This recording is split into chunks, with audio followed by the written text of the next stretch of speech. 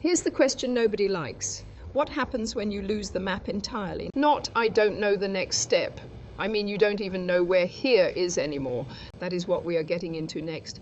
It is a state of absolute cognitive, spatial and existential collapse, a frightening reality where the coordinate system of your life, your mind and your surroundings simply dissolves. When we lose our bearings in this absolute way, we are not just physically misplaced, we are neurologically unanchored. The profound horror of this state is that it strips away the fundamental biological illusion of safety and continuity that our brains work tirelessly to maintain. But understanding the science behind this collapse is not just a lesson in anatomy, it is the ultimate toolkit for surviving the most chaotic, stressful, and disorienting chapters of our lives.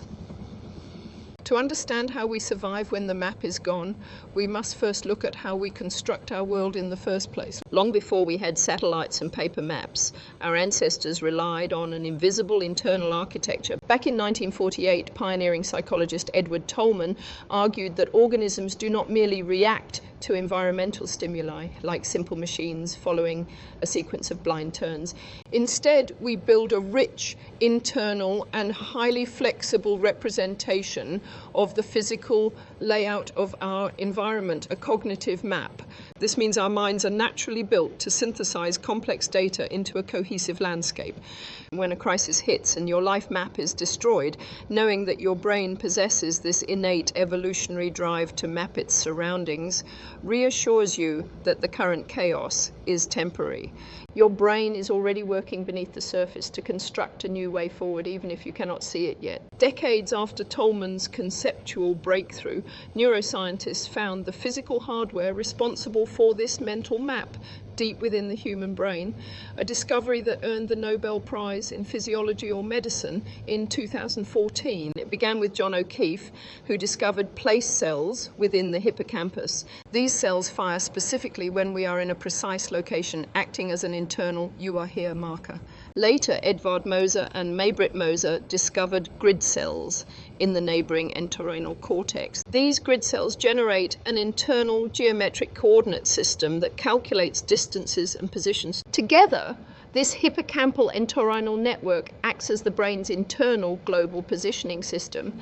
But when we experience intense stress, trauma, or a sudden life crisis, this delicate microscopic network experiences a profound disruption. Under acute stress, our bodies flood the brain with cortisol. Because the hippocampus is incredibly rich in glucocorticoid receptors, it is highly sensitive to stress hormones. This biological vulnerability explains why we feel mentally paralyzed and completely lost during a divorce, the loss of a job, or a personal tragedy. It is not a personal failure or a lack of willpower. It is a temporary chemical-induced dampening of your brain's internal GPS. Understanding this biology is deeply liberating. It allows us to stop blaming ourselves for feeling confused or directionless in stressful times, normalizing the disorientation as a predictable physical response of a brain under siege. In clinical neurology, a permanent failure of this mapping system is known as developmental topographical disorientation, a condition first documented by Dr. Giuseppe Iaria and his colleagues. Individuals with this condition cannot build internal maps. They can step out of their own homes and immediately feel like strangers in a neighborhood they have lived in for years, because their brains cannot translate egocentric coordinates, what is directly in front of them, into allocentric coordinates, the objective big picture map of the world. In stressful times, we often fall into a psychological version of this disorientation. We get trapped in egocentric panic, focusing entirely on the immediate, terrifying obstacle directly in front of us. By understanding how the brain constructs maps, we can consciously force ourselves to shift into allocentric thinking. We can step back, zoom out, and look at our lives from a bird's eye perspective, viewing our current struggles as a single point on a much grander unfolding map. This knowledge also serves as a warning against how we handle modern convenience.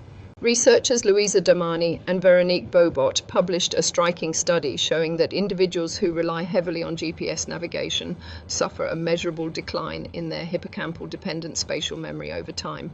By outsourcing our navigation to external screens, we let our internal mapping systems go dormant.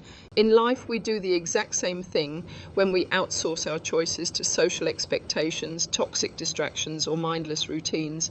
We live on autopilot, letting external screens tell us who to be and where to go.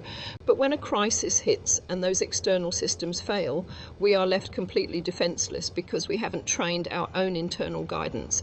To navigate stressful situations and times, we must actively reclaim our internal maps. We must turn off the autopilot. Just as the brain relies on active navigation to grow and strengthen the hippocampus, we must actively engage with our lives during a crisis. This means making deliberate, conscious micro-choices rather than passively reacting to circumstances. By setting small, manageable goals, we reactivate our place cells and grid cells, establishing a new here and plotting a new there. To lose the map is a terrifying return to absolute zero, but it is also a clean slate. When you know how the brain maps the world, you realize that you are never truly lost. You are simply in the middle of active, chaotic construction, rebuilding a stronger, more resilient compass for the road ahead.